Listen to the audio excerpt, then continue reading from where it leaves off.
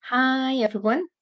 Okay, so we're going to talk about the child divine, okay, or the divine child. So when we look at archetypes, and if you think about the inner child, right, there's different aspects in relation to archetypes. So archetypes there is what we often call the 12 main archetypes, and sometimes they can be slightly different in different types of work with different types of spiritual teachers, and sometimes they can be different in relation to business, branding, and different types of spiritual work. But when we're doing inner child work, it's so important to understand archetypes in different forms, as well as having to understand. So when you do inner child work, it's so important to understand trauma and understand how it can show up in different ways, right? And there is all sorts of things that can go on in the psyche. And if we look at archetypes, the archetypes are basically energetic patterns in the psyche that show up in our behavior, in our personality, right? But in some other ways, there can be a deeper spiritual aspect, and particularly when you think about the child divine or the divine child, right?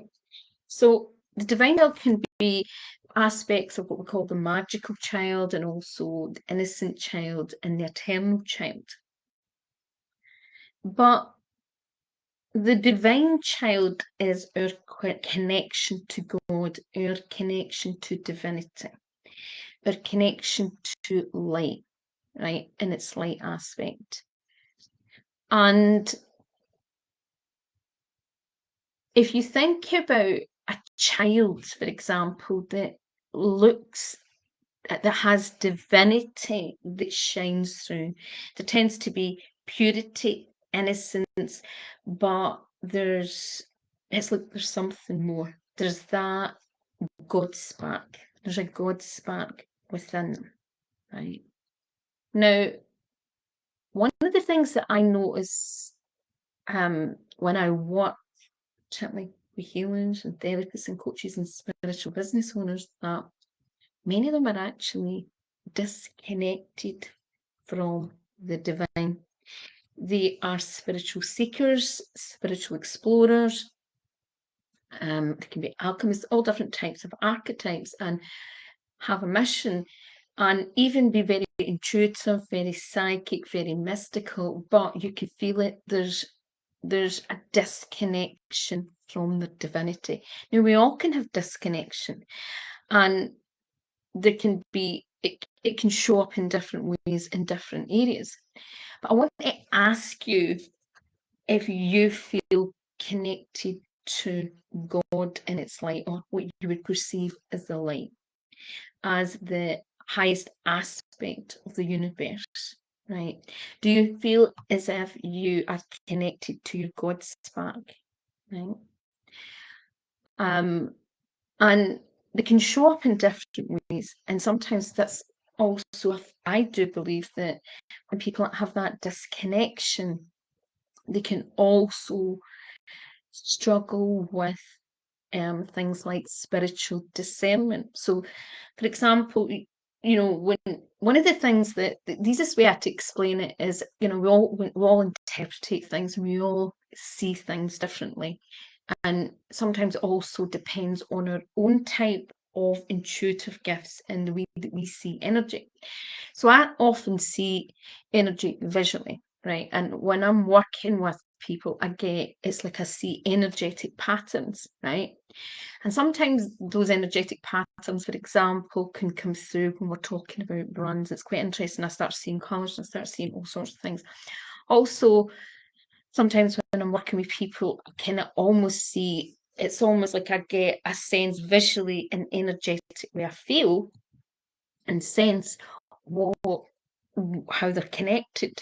Have they got a strong divine connection on earth, and heaven and earth connection, or are they giving their power out here, right? Or are they even here?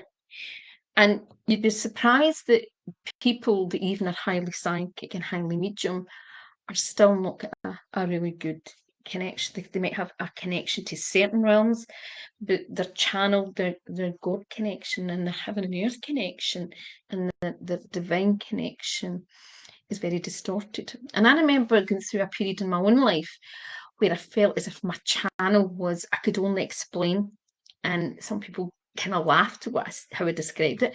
I felt as if there was a couple of things, like almost my channel was like someone was trying to almost interfere with my channel, but also it was like it was like doing this. It wasn't straight. There was, and there can be all sorts of things going on. But when we look at the divine child, I'm going to read just the simple light attributes, the shadow attributes. So the light positive attributes of the divine child is innocence, purity, and redemption. And it suggests a very special connection with the divine.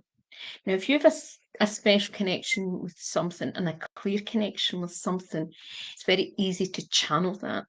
It's very easy. So if you can channel divinity and you can channel that from a pure and have a strong connection and a special connection with that, obviously it's easy for you to experience divinity and to understand what is divinity and what is not, right?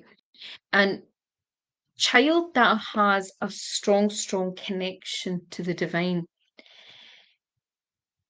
to me, it's almost like their gift. It's like a gift you can't. It's like almost, well, the words touched by God, touched by God. Now, and I'm going to share a story I've just thought about that might, and I'm getting a wee bit emotional thinking about this because I didn't meet this wee boy, but some of my family for years have two children. We've been part of what's called the HCPT, I think that's how you pronounce it, the full acronyms for it. And basically, they take often handicapped children or disabled. I know that word's maybe not used now, but that would be, I think, what was the original name of the charity, how the abbreviations, but they take children out to Lourdes. And a lot of my family have done it from actually young ages, so they weren't just, to be young adults, you'd call, right? And they've had some beautiful experiences. It's not somewhere that I've ever been or even had a desire to go to, but they've all, when they went, have been odd, particularly taking these children out and the kids out and to have these experiences where they just found that the experience with these children, for example, was that there was a big spiritual aspect with these children and the experiences and the joy, right? And some of these children, terminal illness, unfortunately, when you do that type of work, there can be also heartache that comes with it, because there's the beauty of being able to see children that may even not be able to be maybe what people would perceive as have a mission like the rest of us, right? That where we do a job or a role, they need to be cared for, right? So them full disablement, but many of them have a divinity. Many of them have this magic and this love and spark in their eyes. And there's one little boy, and I don't know the whole story why, first of all, he was originally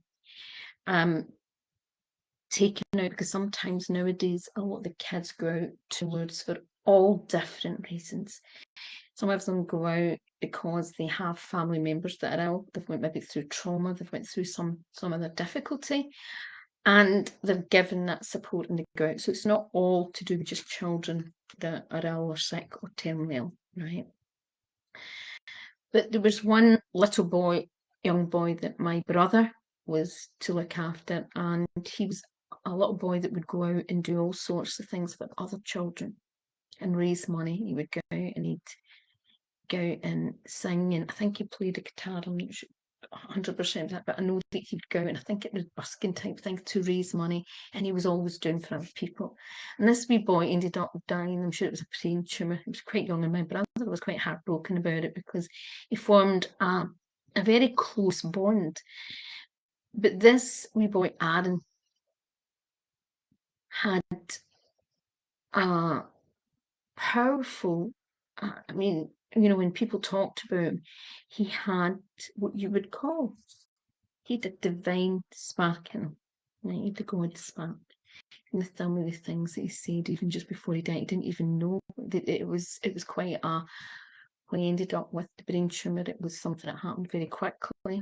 And, you know, see, he didn't know about that, interestingly. And it was, but on a soul level, he said something to his gran a couple of weeks, I think, before this,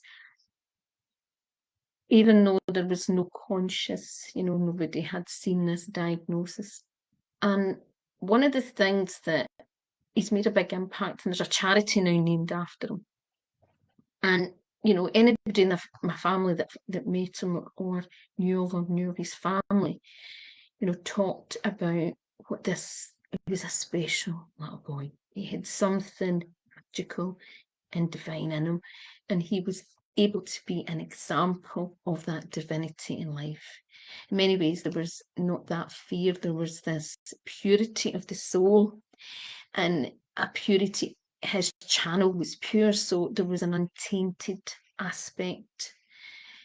So he was able to maintain that untaintedness. Now, when you talk about the light and the redemption of the child divine, it's that ability to, even if someone tries to take away your divinity, that you can keep it back, you can still hold on to the divine child. And there's sometimes we meet people in their life, and I'm thinking of somebody that I know, and they have an aspect of the divine child, and it does cross over with the innocent in aspects where they've got that childlike quality, and they have the ability to really demonstrate that divinity, right? Now, when we run a spiritual business, one of the most powerful things that we can do is tap into that God spark, tap into that divinity. But one of the things that I see a lot, and a lot of people come into maybe even what you would class as the New Age community, is because they have wounding in relation to what would be perceived as the religious God, or trauma to do with certain aspects of how they see what God is. Now, I do know, and I recognise we all have different interpretations what God means.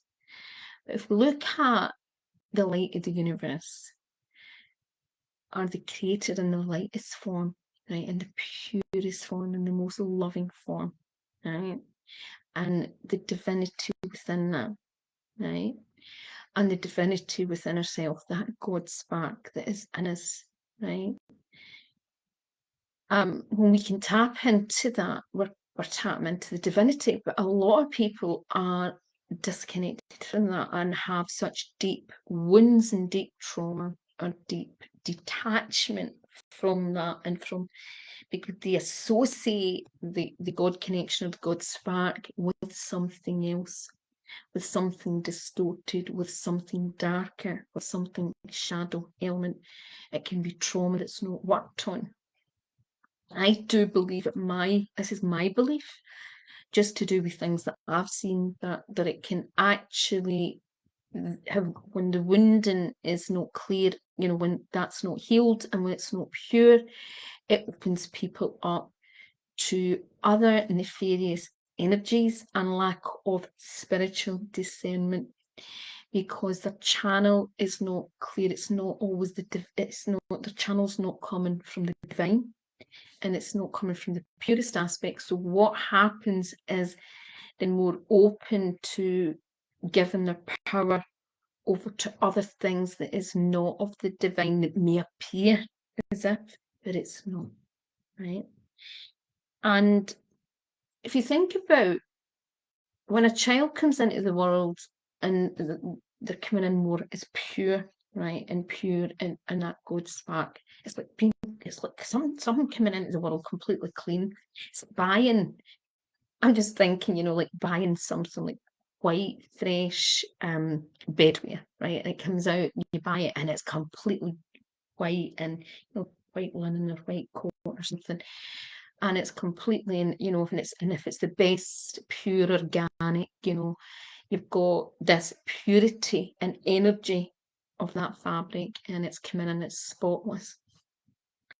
Now, no matter how clean you are, right, the more that life wears on it, right, and things and lived in, it gets tainted, right? Unless you're able to, I don't know, take it, reset it back to that original form, right? And I think the more that we can tap in to our original divinity, our original essence, and recognize where we've maybe been tainted, where we've been distorted, where we've lost our purity, lost our innocence, lost our even that magical aspect of the child, where they sees the awe and the purity and everything. When we can understand that and recognize that, we can recognize where we bring distortions into our life and into our business, even into our relationships and our connection. And I think it's so important. And if we look at the shadow aspect, an inability to defend oneself against negative forces. So if you think about one aspect of the divinity, the pure innocence, it doesn't always have maybe maturity and experience, right? To recognize what is of the dark, right? So in one aspect, part of the healer's journey, and part of, our own, the soul's journey, is involving developing that spiritual maturity, developing more spiritual wisdom and spiritual discernment. And it's the ability then to discern what is truth, fact, or fiction, and what is just someone's opinion. And one aspect, for example, the innocent child, and if we look at that, the innocent archetype, which a lot of brands and spiritual businesses have the innocent archetype within them.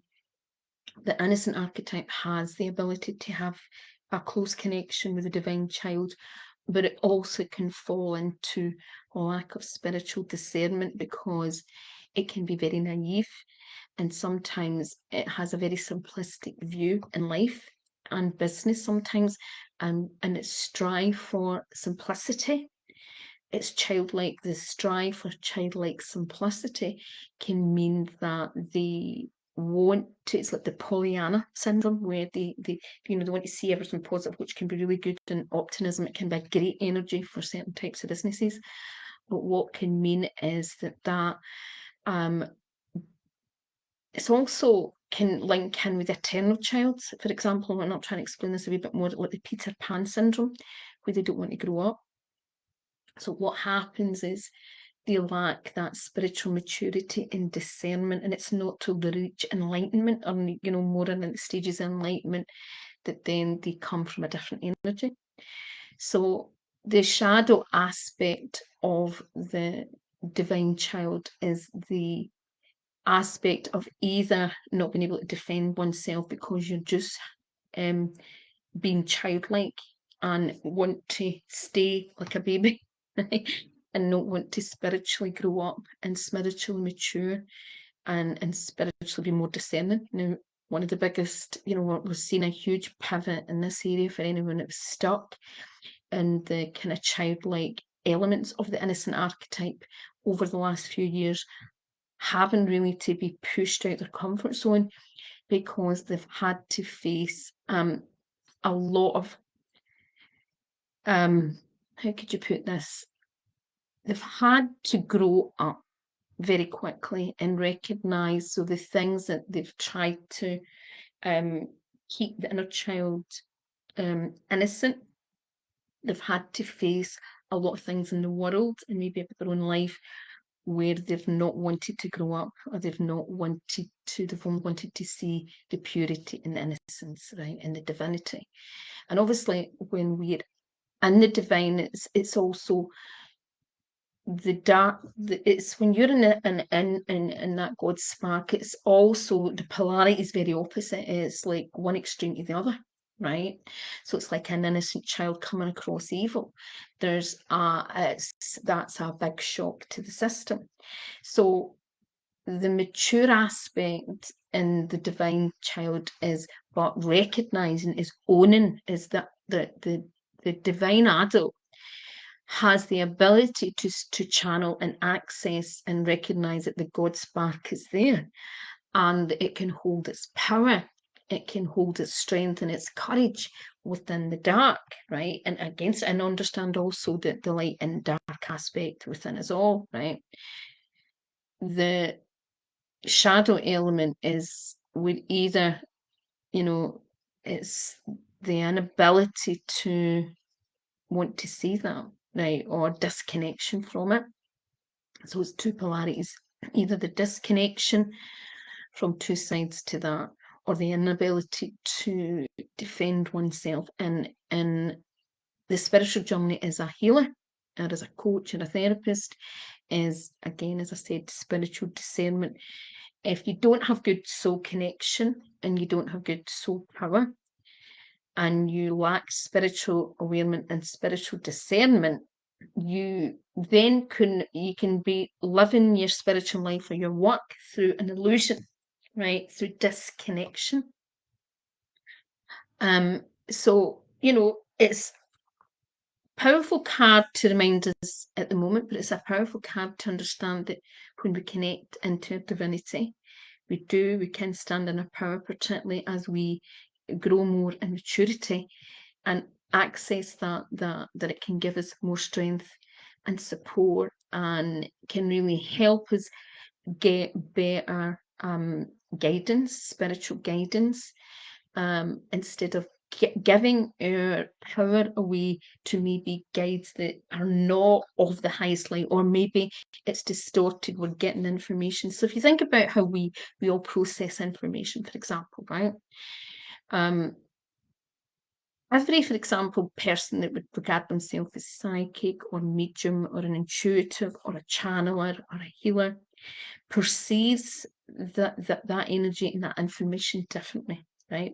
So how they channel it, so some people will channel things different ways, and and also, so some people are also like claircognizant, clairvoyant, clairaudient, clairsentient, you've got all this going on, but you've also got how people see the world and how they interpret information. It's like, I'll give you an example, right? So my family, we kind of, I don't know, as children, we seem to have made up our own words. So I think my father was dyslexic. My mum, read more as she got older, but we didn't come from an academic family, right? So basically, we did have our own words. So like it was our own meanings. And I can honestly say that there's some words I probably have a distorted perception of what that word really means, but it's how I perceive it, right? So there's an example. But that's, if you think of cultures in different countries, and if you think about even local dialect and how we say things, like, slang and things like that. I mean, I come from Lanarkshire, and there's a lot of words that, some people wouldn't know what it meant, just in case, it's just like sometimes you see things where people write words, and it's a slang word, or something from their local dialect that you just don't know what they're talking about, the way they're speaking or what they're saying. And it's the same example. That is how we bring through information is unique to us, right? And it's just an interpretation, right? And it's so important that we constantly ask and work on expanding our divinity and constantly work at redemption, like letting go and clearing what has had an imprint on our divinity and what can be distorting how we perceive things and how we interpret things, right? And if we do that, we have greater power. We learn to have be a clear channel, and because obviously it's most important to be a clearer channel for ourselves. One of the things that I've found, because I invested in so many different types of chat and different people, that sometimes had all these different opinions that were so out there, and a lot of it didn't feel aligned. And it's been a big lesson to me about how the first and foremost thing that every person, individual, should learn is their own discernment and their own connection, right? So the divine child is reminding us that, and reminding that to defend herself is about holding our connection, but it's about being mature and starting to learn what is the divine and what's not, right?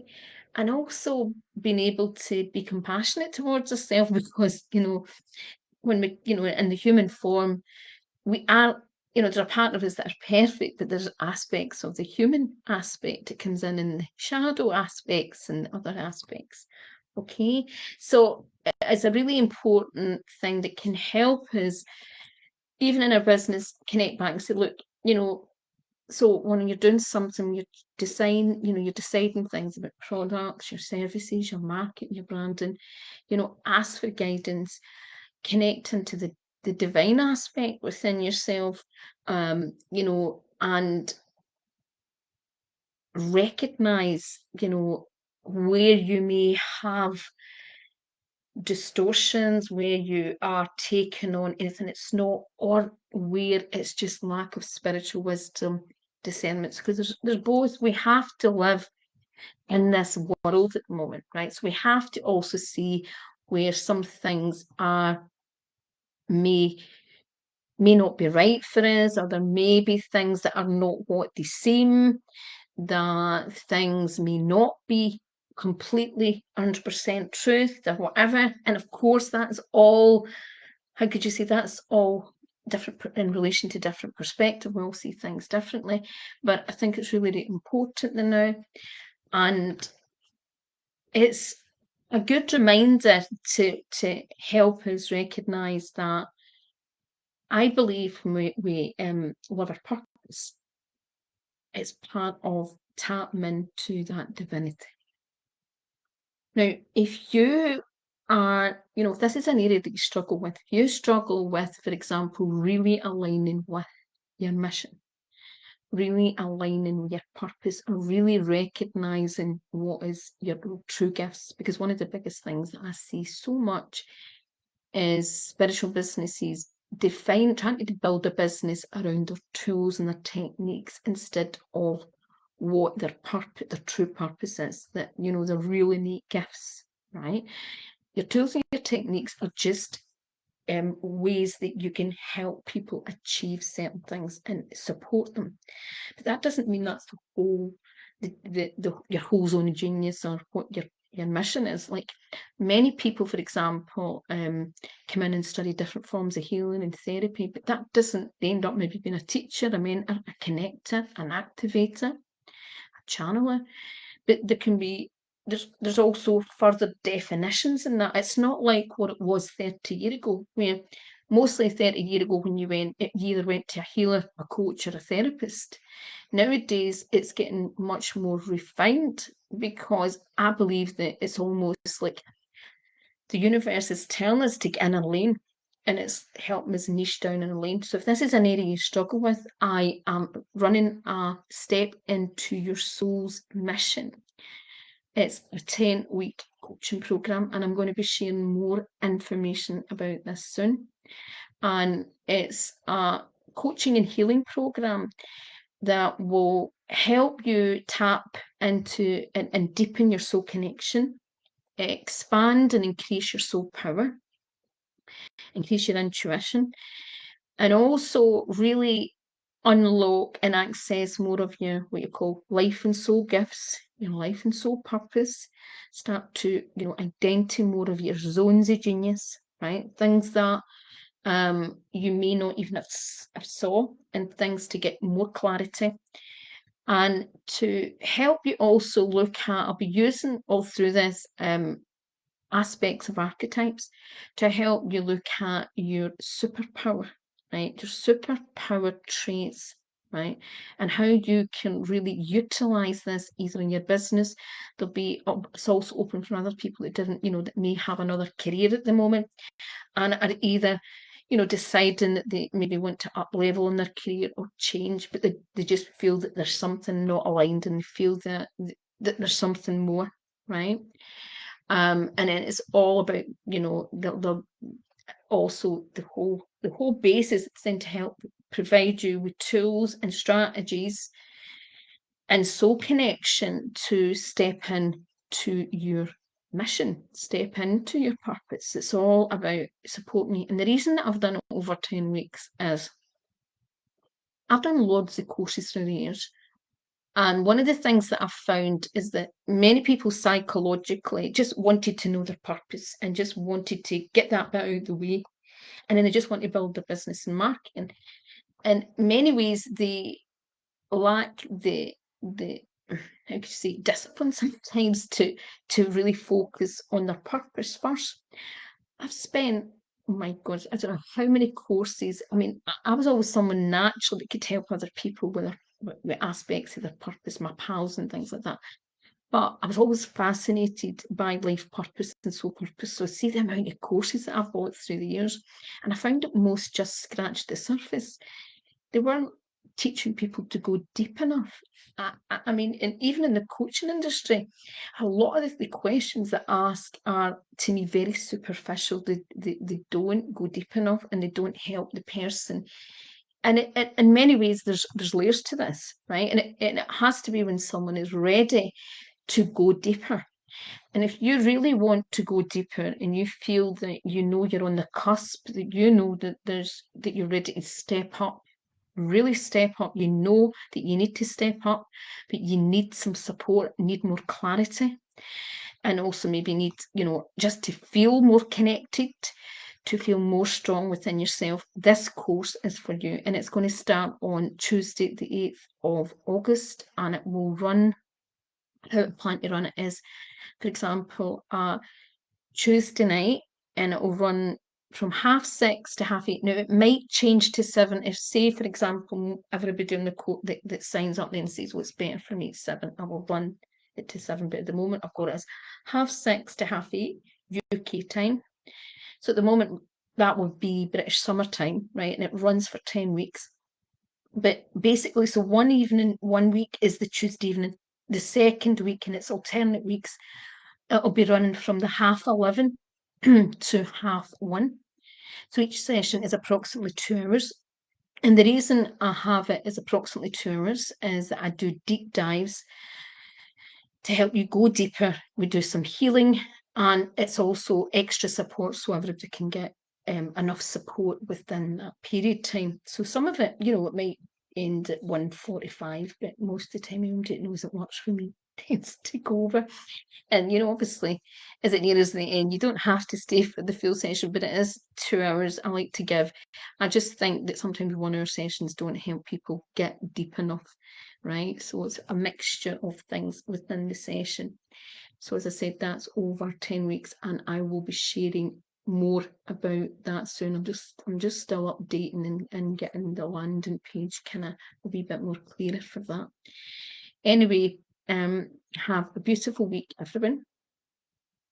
Stay in your power and remember that divine God spark, because it's so, so important.